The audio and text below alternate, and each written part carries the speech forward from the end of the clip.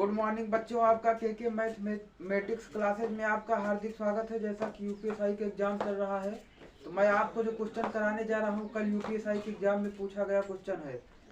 देखिए, एक टीचर का मतलब ये नहीं होता है बच्चों की वो सर्वज्ञ है, उसे सब कुछ आता रहता है, बल्कि एक टीचर का मतलब ये होता है कि वो जीवन पर्यंत आपसे कुछ सीखता है और आपको कुछ सिखाता रहता है। एक टीचर का मतलब ये होता है कि उसे जीवन भर कुछ सीखने और सिखाने की अभिलाषा रहती है। देखिए, आपका क्वेश्चन क्या है। आपका क्वेश्चन है, कल यूपीएसआई के एग्जाम में पूछा गया क्वेश्चन है कि एक कार्यालय में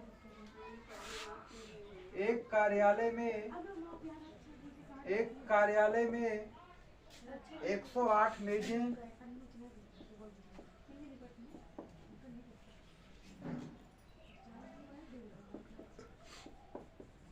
और 132 कुर्सियां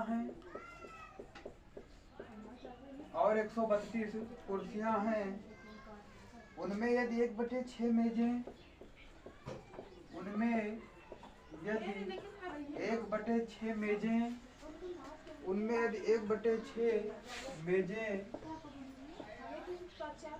यदि 1/6 मेजें और 1/4 कुर्सियां टूट जाएं और 1/4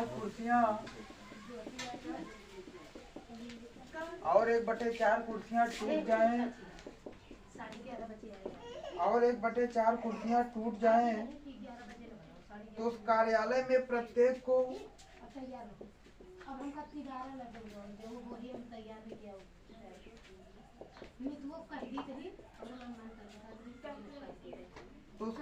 में प्रत्येक को मेज और एक कुर्सी की आवश्यकता अनुसार चला ठीक है, 11:30 तैयार हो ना ही कह दी बजे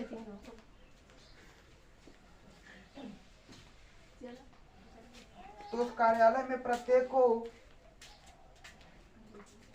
मेज और एक कुर्सी की आवश्यकता अनुसार एक कुर्सी की आवश्यकता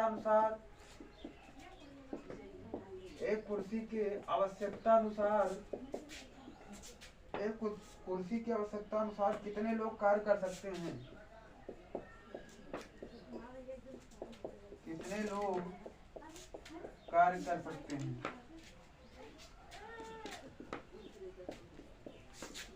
देखिए बच्चों, आपका क्वेश्चन क्या है कि एक कार्यालय में 108 मेजें और 132 कुर्सियां हैं। यदि उनमें 1/6 मेजें और 1/4 कुर्सियां टूट जाती हैं तो उस कार्यालय में प्रत्येक को मेज और एक कुर्सी की आवश्यकता अनुसार कितने लोग काम कर सकते हैं? देखिए, कार्यालय में प्रारंभ में मेजों की संख्या कितनी है? 108। प्रारंभ में मेजें कितनी हैं? प्रारंभ में मेजें बराबर 108। 1/6 मेजें टूट जाती हैं तो शेष कितनी बची? शेष आपकी बची 108 का 1/6 करेंगे, यहां से आपका आएगा 18। तो 18 मेजें इसमें टूट गई तो 108 माइनस 18 करेंगे तो आपका आ जाएगा 90। आपकी 90 मेजें शेष रह गई है 1/6 मेजों के टूटने के बाद। कुर्सियों की संख्या कितनी है? प्रारंभ में कुर्सियों की संख्या कितनी है? प्रारंभ में कुर्सियां आपकी हैं 132 कुर्सी है, उसमें से 1/4 कुर्सी टूट गई है तो शेष कितनी कुर्सी बची? 132 का 1/4 करेंगे, 4 तिहाई 12 33। तो आपका 132 माइनस 33 करेंगे तो यहाँ से आ जाएगा 99 आपकी कुर्सी। देखिए, प्रारंभ में मेजों की संख्या 108 है बच्चों। 1/6 मेज के टूट जाने के बाद शेष बची हुई मेजों की संख्या 90 है। प्रारंभ में आपकी कुर्सियों की संख्या 132 थी। 1/4 कुर्सी टूट जाने के बाद अब शेष बची हुई कुर्सियों की संख्या 99 है। तो पूछ आपसे रहा है क्वेश्चन में कि उस कार्यालय में प्रत्येक को मेज और एक कुर्सी के आवश्यकता अनुसार कितने लोग कार्य कर सकते हैं? मेजों की संख्या 99 है, कुर्सियों की संख्या, मेजों की संख्या 90 है, कुर्सियों की संख्या 99 है। तो केवल कहाँ जाता 90 लोग ही कहाँ जाता कार्यालय में काम कर सकते हैं, नहीं क्योंकि 90 मेजें हैं, 99 कुर्सियां हैं। तो इस 90 और 99 की न्यूनतम संख्या ही उस कार्यालय में काम करने वाले लोगों की संख्या होगी। देखिए, इसमें से 99 कुर्सियों में से 9 कुर्सी शेष बच जाएगी, 9 कुर्सी शेष रह जाएगी, लेकिन एक भी मेज नहीं बच रही है। तो इसलिए 90 और 99 की न्यूनतम संख्या ही उस कार्यालय में कार्य करने वाले लोगों की संख्या होगी, जिसमें प्रत्येक को एक मेज और एक कुर्सी मिल जाएगी। देखिए आपका नेक्स्ट क्वेश्चन क्या है। आपका नेक्स्ट क्वेश्चन है,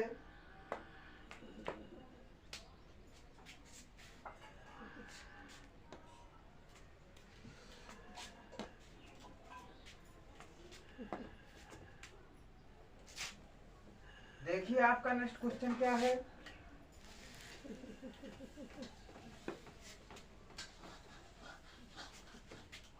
आपका नेक्स्ट क्वेश्चन है कि वह संख्या कौन सी है जिसके 1/5 भाग में 4 की वृद्धि करके उसके 1/4 भाग में 10 की कमी के बराबर हो जाती है। पूछ रहा है कि वह संख्या कौन सी है। देखिए आपका क्वेश्चन है कि वह संख्या कौन सी है, वह संख्या कौन सी है, वह संख्या कौन सी है जिसके 1/5 भाग में 4 की वृद्धि, जिसके 1/5 भाग में 4 की वृद्धि, जिसके 1/5 भाग में 4 की वृद्धि उसके 1/4 भाग में उसके 1/4 भाग में उसके 1/4 भाग में 10 की कमी के बराबर हो जाती है। 10 की कमी के बराबर हो जाती है। देखिए आपका क्वेश्चन क्या है कि वह संख्या कौन सी है जिसके 1/5 भाग में 4 की वृद्धि उसके 1/4 भाग में 10 की कमी के बराबर हो जाती है। देखिए हमें संख्या नहीं पता है बच्चों, तो हम मान लेते हैं, माना वह संख्या बराबर x है। माना वह संख्या बराबर x है, तो संख्या के 1/5 भाग में 4 की वृद्धि करने पर संख्या का 1/5 भाग, x का 1/5 भाग कितना होता है, x/5। तो x/5 में जब 4 की वृद्धि कर देते हैं तो उसके 1/4 भाग में 10 की कमी के बराबर हो जाती है। संख्या के 1/5 भाग में जब 4 जोड़ देते हैं तो वह संख्या अपने 1/4 भाग में 10 के कमी के बराबर हो जा रही है। तो संख्या आपको बताना है। यहाँ से आपका 1/5 + 4 बराबर x/4 - 10 हो जाएगा। देखिए यहाँ से हो जाएगा x/5 - x/4 बराबर -14 हो जाएगा। इसका एलसीएम 20 आ गया है। 5 और 20 4x - 5x बराबर -14, -x बराबर हो जाएगा -280। तो x की वैल्यू यहाँ से कितना आ जाएगी बच्चों, 280। वह संख्या 280 है। देखिए इसको हम चेक करते हैं कि हमारा क्वेश्चन सही है कि नहीं। देखिए 280 के 1/5 भाग निकालिए। 280 का 1/5 भाग कितना होगा, इसका 1/5 भाग जो होगा 56 होगा। इसका 1/5 भाग 56 होगा। 56 में आप 4 की वृद्धि करिए तो कितना हो जा रहा है, 60 हो जा रहा है। और कह रहा है कि संख्या के 1/4 भाग में 10 की कमी करिए, तो 280 के 1/4 भाग करेंगे तो 70 आएगा। 70 में 10 की कमी करेंगे तो 60 के बराबर आ रहा है। कहने का मतलब ये है कि यहाँ भी 60 आ रहा है, यहाँ भी 60 आ रहा है, तो हमारा क्वेश्चन क्या है, सही है। क्वेश्चन को हम चेक कर सकते हैं। कि हमारा क्वेश्चन सही है कि नहीं। देखिए वह संख्या 280 होगी जिसके 1/5 भाग में 4 की वृद्धि करके उसके 1/4 भाग में 10 की कमी के बराबर हो जाती है। तो वह संख्या कितनी है बच्चों? वह संख्या आपकी 280 होगी। देखिए आपका नेक्स्ट क्वेश्चन क्या है। आपका नेक्स्ट क्वेश्चन है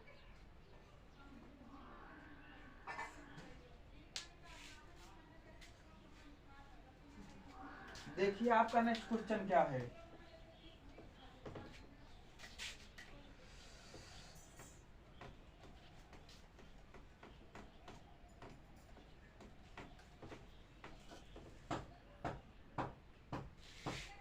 आपका नेक्स्ट क्वेश्चन है एक लड़के को किसी भिन्न का 3/5 ज्ञात करने को कहा गया। एक लड़के को किसी भिन्न का 3/5 ज्ञात करने को कहा गया था। एक लड़के को किसी भिन्न का 3/5 ज्ञात करने को कहा गया था। एक लड़के को किसी भिन्न का 3/5 ज्ञात करने को कहा गया, किंतु उसने उस भिन्न को 3/5 से भाग कर दिया। किंतु उसने उस भिन्न को 3/5 से भाग कर दिया। 3/5 से क्या कर दिया? भाग कर दिया। 3/5 से भाग कर दिया तथा उसका सही उत्तर से 32/75 अधिक आया। तथा उसका सही उत्तर से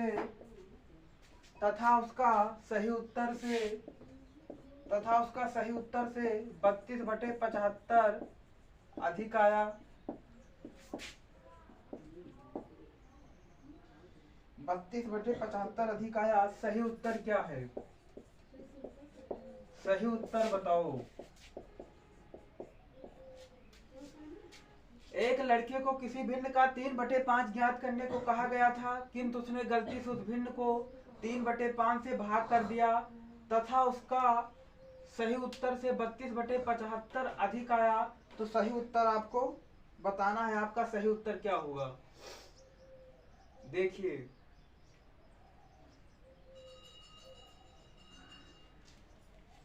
उसे कहा गया था 3/5। एक लड़के को किसी भिन्न का 3/5 ज्ञात करने के लिए कहा गया था, लेकिन गलती से उसने क्या कर दिया? उसको 3/5 से भाग कर दिया तथा उसका सही उत्तर से 32/75 अधिक आया। तो उसका सही उत्तर से क्या आया? 32/75 अधिक आया। अब देखिए तो जब उसको 3/5 से गुणा करना था, उसने गलती से उसे 3/5 से भाग कर दिया, तब उसका सही उत्तर से 32/75 अधिक आया। देखिए अगर उसको वह 3/5 से अगर गुणा करता भिन्न को तो उसका उत्तर सही आता, लेकिन जब उसने भिन्न को 3/5 से भाग कर दिया तो उसका उत्तर जो है सही उत्तर से 32/75 अधिक आया। तो आप सही उत्तर बताइए। अब देखिए जब उसने x/3/5 कर दिया तो उसका सही उत्तर से 32/75 अधिक आ गया। देखिए इसको सॉल्व करेंगे तो हमारा हो जाएगा 5x/3 माइनस 3x/5 बराबर 32/75। देखिए जब इसको सॉल्व करेंगे यहाँ से हो जाएगा हमारा एलसीएम 15, 3 × 5 = 15, 25x माइनस 5 × 3 = 15, 9x बराबर 32/75। 25x से 9x घटाएंगे तो कितना आएगा? 16x/15 बराबर 32/75। 15 पचे 75, 16 पंचे 80, x बराबर 32, x बराबर 32 बटे 80, 4 अठे 32, 20, 4 दूनी 8, 4 पंचे 20।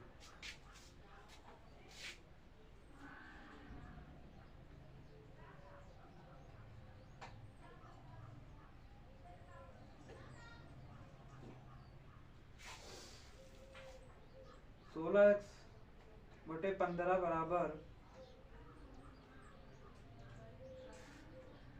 देखिए इसको सॉल्व करेंगे तो कितना आ रहा है 32। 16x गुणे 75 बराबर 32 गुणे 15, 15 पचे 75। ठीक है, तो उसका सही उत्तर कितना होगा 2/5।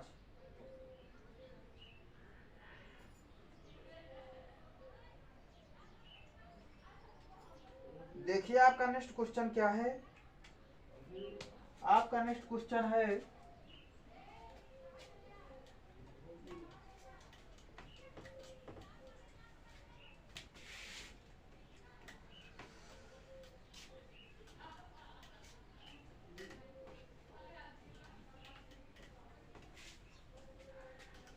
देखिए आपका नेक्स्ट क्वेश्चन क्या है।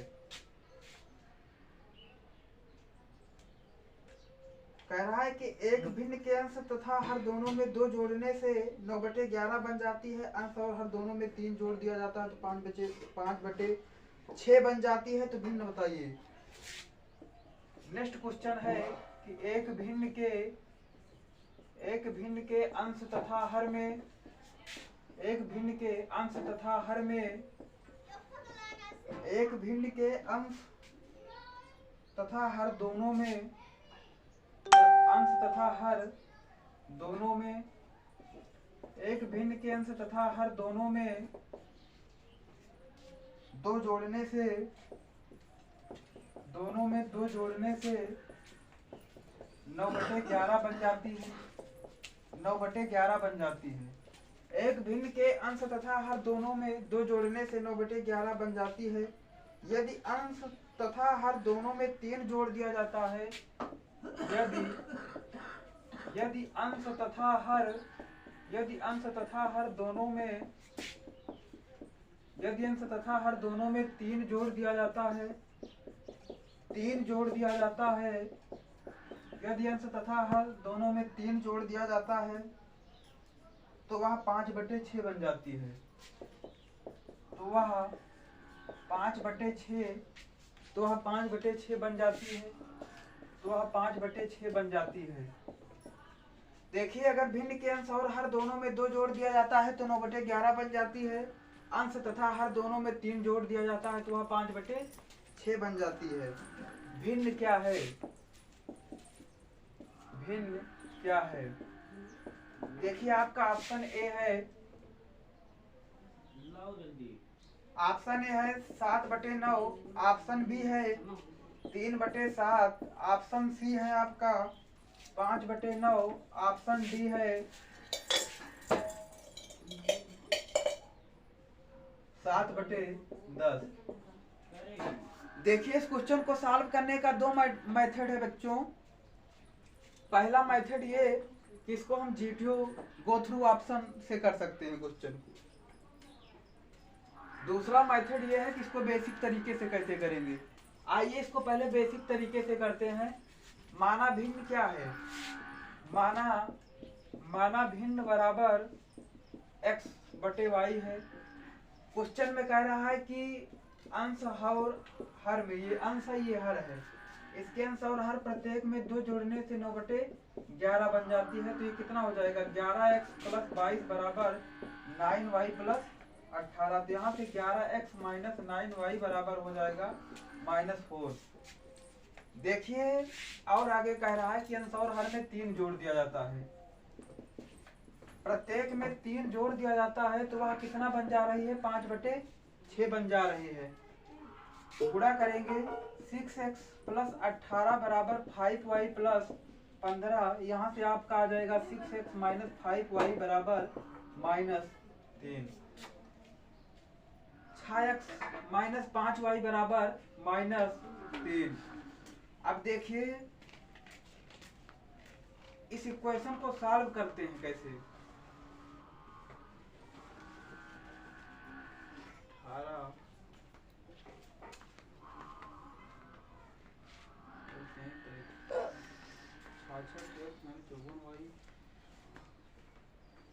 देखिए इसमें हम इसको इक्वेशन फर्स्ट मान लेते हैं, इसको इक्वेशन सेकंड मान लेते हैं।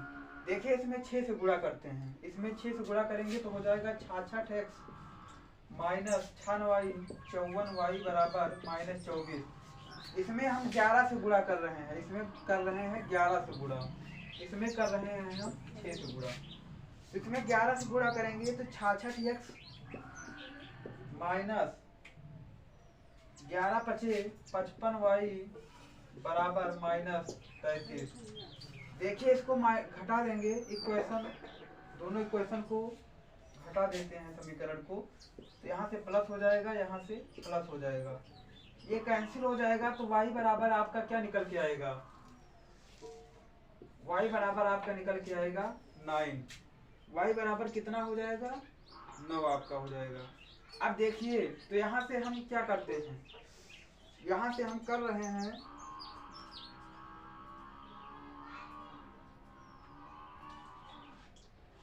अब यहाँ से x का मान निकाल लेते हैं। x + 2 अपान y + 2 का मतलब 11 बराबर 9/11। तो x + 2 बराबर 9, तो आपका कितना आ जाएगा, x बराबर आ जाएगा 7। x की वैल्यू 7 आ गई, y की वैल्यू 9 आ गई, तो आपकी भिन्न हमने क्या माना था, x/y माना था, तो x की जगह पे 7 लिख देते हैं, y की जगह पे 9 लिख दे रहे हैं। तो हमारी भिन्न कितनी हो गई बच्चों, 7/9। यही आपका क्या होगा आंसर, यही आपका क्या होगा आंसर हो जाएगा। देखिए आपका नेक्स्ट क्वेश्चन है,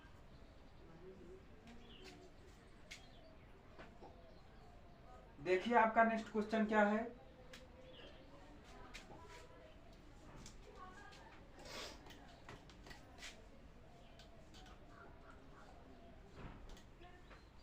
देखिए इसका दूसरा मेथड क्या है क्वेश्चन को सॉल्व करने का, गो थ्रू ऑप्शन से कैसे चेक करेंगे। सबसे पहले हम उठा रहे हैं 7/9 को उठाते हैं, तो कह रहा है भिन्न के अंश तथा हर दोनों में 2 जोड़ने से 9/11 बन रही है। तो अंश और हर में 2 जोड़िए, 7 में 2 जोड़ेंगे 9 हो जाएगा। 7/9 को हम उठा लेते हैं, ऑप्शन को चेक कर रहे हैं, अंश तथा हर दोनों में 2 जोड़ते हैं तो कितना हो जा रहा है 9/11 बन जा रही है कि नहीं बच्चों। अंश तथा हर दोनों में 3 जोड़ दिया जाता है, 3 जोड़िए आप, तो आपका कितना हो जा रहा है ये 10/12 कटाएंगे तो इसको 5/6, तो आप 5/6 बन जा रही है। तो भिन्न आपकी कौन सी होगी 7/9। चाहे आप बेसिक से करिए, चाहे आप इसको गो थ्रू ऑप्शन से कर लीजिए, लेकिन एग्जाम का जो बेस्ट तरीका होगा बच्चों वो गो थ्रू ऑप्शन ही होगा। इससे आपका टाइम बच जाएगा क्वेश्चन को सॉल्व करने में। बेसिक से करेंगे तो थोड़ा टाइम टेकन हो जाएगा वो आपके लिए, उसमें थोड़ा ज्यादा समय लगेगा क्वेश्चन को करने में। यहाँ से आप डायरेक्ट क्वेश्चन को हिट कर सकते हैं। इस तरह के क्वेश्चन में हम गो थ्रू ऑप्शन ही करते हैं अपना समय बचाने के लिए एग्जाम में। देखिए आपका नेक्स्ट क्वेश्चन क्या है, 0.3939 का साधारण भिन्न है। देखिए 0.3939 के ऊपर बार का साधारण भिन्न है, का साधारण भिन्न है, का साधारण भिन्न क्या है। देखिए 0.3939 बार का साधारण भिन्न आपको बताना है। देखिए इसका साधारण भिन्न क्या हो जाएगा, इसको हम लिख रहे हैं 39/99, इसको लिख सकते हैं, तो हो जाएगा आपका कितना 13/33। यही आपकी क्या हो जाएगी साधारण भिन्न हो जाएगी, आपकी क्या हो जाएगी साधारण भिन्न हो जाएगी। देखिए आपका नेक्स्ट क्वेश्चन क्या है, आपका नेक्स्ट क्वेश्चन है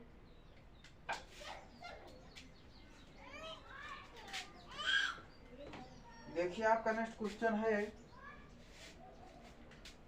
1/20 plus 1/30 plus 1/20 plus 1/30 plus 1/42 plus 1/56 plus 1/72 plus 1/90 का मान बताओ। प्लस 1/90 का मान बताओ। इसका आपको मान बताना है। देखिए 1/20 को हम लिख सकते हैं 1/4 माइनस 1/5। 1/30 को हम लिख सकते हैं 1/5 minus 1/6। 1/6 minus 1/7। 1/7 minus 1/8 plus 1/8 minus 1/9 plus 1/9 minus 1/10।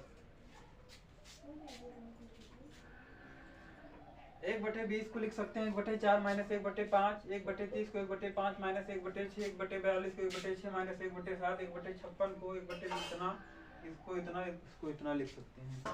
देखिए इससे ये कैंसिल हो रहा है, इससे ये कैंसिल, इससे ये कैंसिल, इससे ये आपका क्या बचा है 1/4 माइनस 1/10 बचा। आपका एलसीएम 20 हो जाएगा। 5 माइनस 2। आपका आंसर कितना निकल के आएगा बच्चों? 3/20। यही आपका क्या होगा? आंसर होगा। देखिए आपका नेक्स्ट क्वेश्चन क्या है।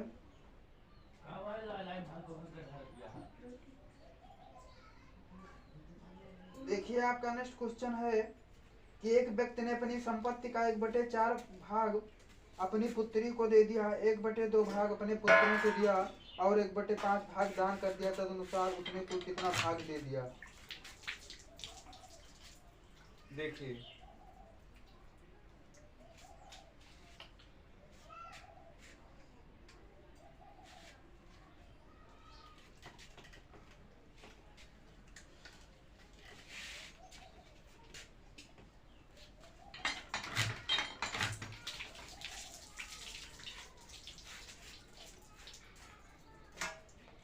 एक व्यक्ति ने अपनी संपत्ति का 1/4 भाग अपनी पुत्री को दे दिया। एक व्यक्ति ने अपनी संपत्ति का 1/4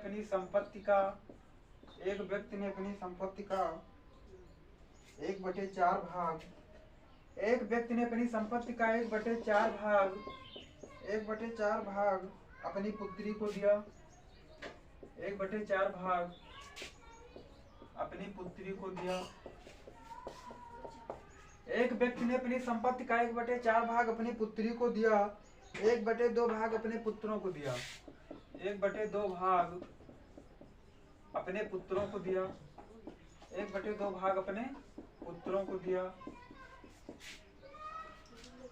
और 1/5 भाग दान कर दिया और 1/5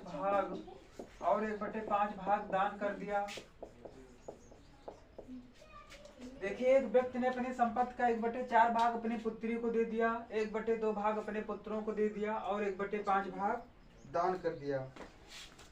तदनुसार उसने कुल कितना भाग दे दिया? तदनुसार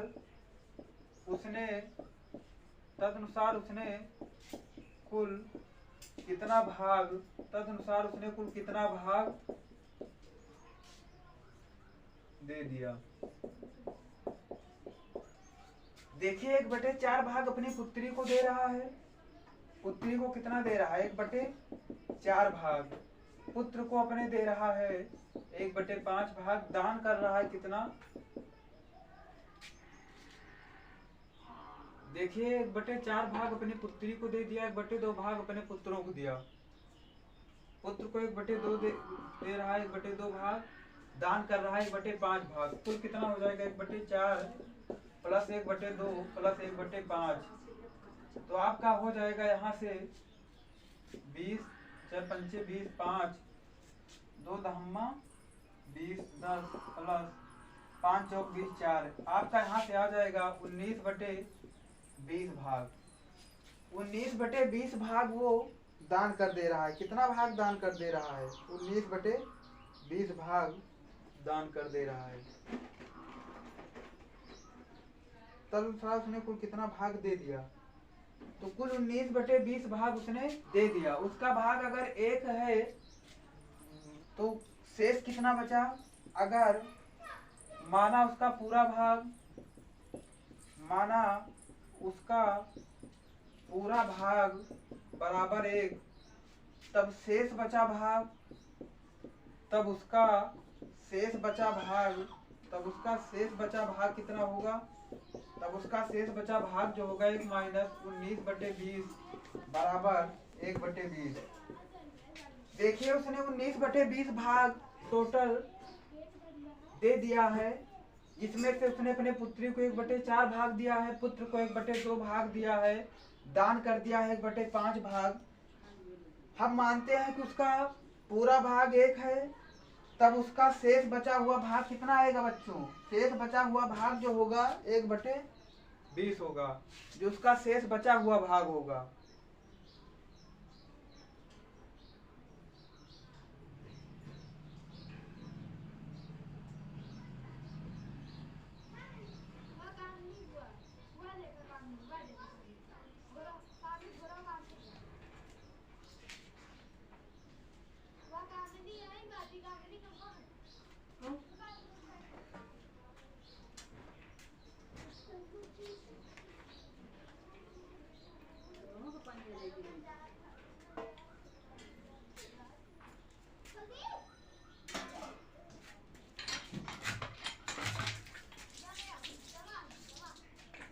देखिए आपका नेक्स्ट क्वेश्चन है,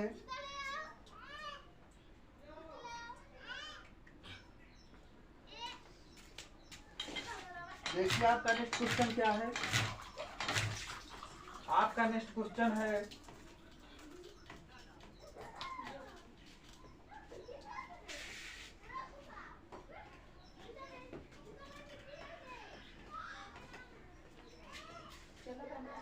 आपसे पूछा है कि प्रथम 4 विषम, देखिए आपका एक कॉन्सेप्ट होता है, अगर आपको प्रथम n विषम संख्याओं का योग ज्ञात करना है, प्रथम n विषम संख्याओं का योग जैसे ज्ञात करना है आपको, प्रथम n विषम संख्याओं का योग, प्रथम n विषम संख्याओं का योग, प्रथम n विषम संख्याओं का योग बराबर होता है n²। प्रथम n विषम संख्याओं का योग होता है n²। प्रथम n सम संख्याओं का योग बराबर, प्रथम n सम संख्याओं का योग बराबर होता है आपका nn+1। जैसे आपसे पूछता है क्वेश्चन कि प्रथम 4 विषम संख्याओं का योग बताओ, आपसे क्वेश्चन पूछता है कि प्रथम 4 विषम संख्याओं का, प्रथम 4 विषम संख्याओं का योग बताओ। तो प्रथम 4 विषम संख्याओं का योग आपका कितना हो जाएगा? 4 का स्क्वायर 16 हो जाएगा। प्रथम 5 विषम संख्याओं का योग कितना हो जाएगा बच्चों? 5 का स्क्वायर। प्रथम 8 विषम संख्याओं का योग हो जाएगा 8 का स्क्वायर। प्रथम 25 विषम संख्याओं का योग आपका हो जाएगा 25 का स्क्वायर। अगर आपसे पूछता है कि प्रथम 4 सम संख्याओं का योग बताइए, प्रथम 4 सम संख्याओं का योग बताओ, प्रथम 4 सम संख्याओं का योग बताओ। तो प्रथम 4 सम संख्याओं का योग आपका कितना हो जाएगा? 4 प्लस 1 आपका हो जाएगा, प्रथम 4 सम संख्याओं का योग 20 हो जाएगा। देखिए प्रथम 4 सम संख्याओं का योग आपका 20 हो जाएगा, प्रथम 4 विषम संख्याओं का योग 16 हो जाएगा। देखिए अगर ये हमको फार्मूला पता रहेगा तो हम इसी फार्मूले पर रख के क्वेश्चन को हम डायरेक्ट कर सकते हैं। देखिए आपका नेक्स्ट क्वेश्चन क्या है।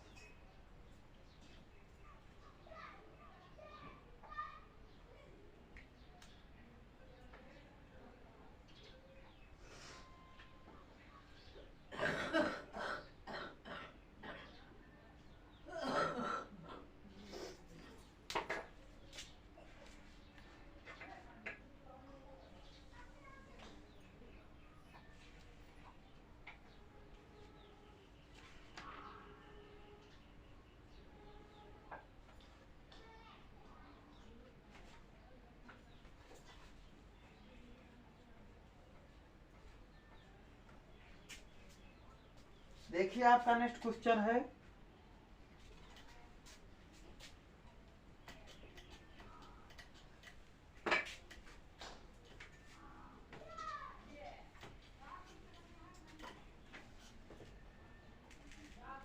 आपका क्वेश्चन है इसमें,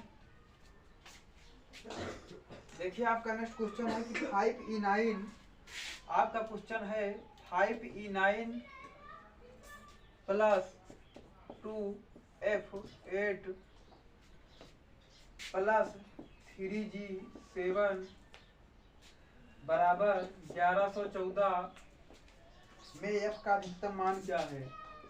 में F का अधिकतम मान बताओ। में F का अधिकतम मान क्या है? में F का अधिकतम मान बताओ। में F का अधिकतम मान बताओ। यहाँ EFG किसी भी अंक के लिए है। यहाँ EFG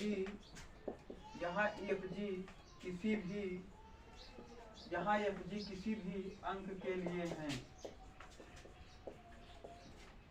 देखिए आपका एक क्वेश्चन क्या है कि 5E9 plus 2F8 plus 3G7 बराबर 1114 में F का अधिकतम मान आपको बताना है। यहाँ EFG किसी भी अंक के लिए है। देखिए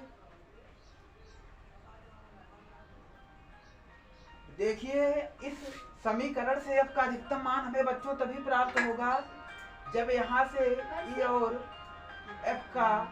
और G के मान न्यूनतम होंगे।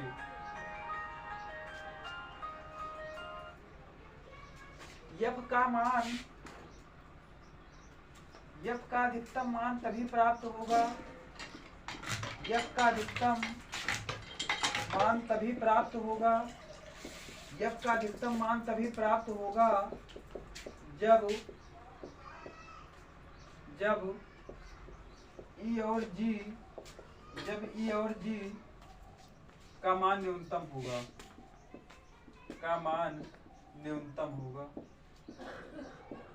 देखिए F का अधिकतम मान तभी प्राप्त होगा जब E और G का मान न्यूनतम होगा।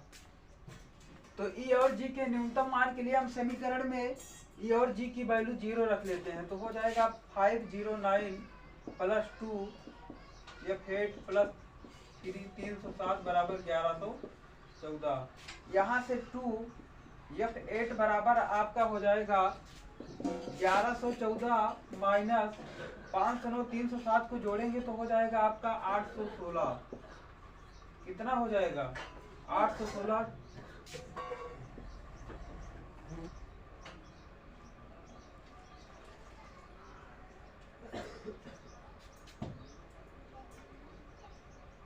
देखिए इसको इसमें से माइनस करेंगे, 14 में से 6 घटाएंगे 8 आ जाएगा। यहाँ आपका 9 में से 1 गई 8 आ जाएगा। कितना आएगा? यहाँ से आपका 10 बचेगा, 10 में से 1 गई 9 आ जाएगा। 8 से 14 9 1 10 1 11 आपका आ जाएगा 298। 8 से 14 9 1 10 1 11। तो आपका यहाँ से निकल के आया 2F8 बराबर आपका निकल के आया 298। तो F की वैल्यू यहाँ से कितनी दिख रही है आपको? F की वैल्यू आपको दिख रही है 9। F की वैल्यू कितना दिख रही है बच्चों? 9। तो F बराबर आपका कितना हो जाएगा? 9। तो 5E9 plus 2F8 plus 3G7 बराबर 1114 में F का अधिकतम मान आपका 9 होगा, जहाँ EFG किसी भी अंक के लिए है। देखिए सबसे पहली बात, इसमें सबसे जरूरी बात यह है कि हमें F का अधिकतम मान तभी प्राप्त होगा जब E और G का मान न्यूनतम होगा समीकरण में। तो E और G के न्यूनतम मान के लिए हम E और G की वैल्यू समीकरण में 0 पुट कर लेते हैं। तो हमें 2F8 बराबर 298 आ गया। 2 के स्थान पर 2 है।